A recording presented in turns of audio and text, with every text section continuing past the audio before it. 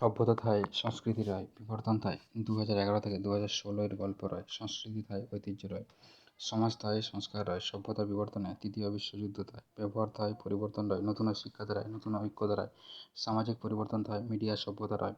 বিলিয়নের অধিক মিডিয়ার ব্যবহার যেন সংস্কৃতির এক ঐতিহ্যপূর্ণ বিবর্তন দেয়। সমাজ থায়, ভাবনা রয়। শিক্ষা থায়, ঐতিহ্য রয়। সামাজিক পরিবর্তন সামাজিক ভাবনা শিখায়। এক ঐতিহ্যপূর্ণ বিবর্তন 120 কোটি এর অধিক মানুষের মৃত্যু হয়। সভ্যতা থায়, ভাবনা রয়। শিক্ষা থায়, ঐতিহ্য রয়। নতুন শিক্ষা দাঁড়ায়, নতুন ভাবনা দাঁড়ায়। ঐতিহ্য থায়, সমাজ রয়। নতুন সভ্যতায়, নতুন শিক্ষা দাঁড়ায়।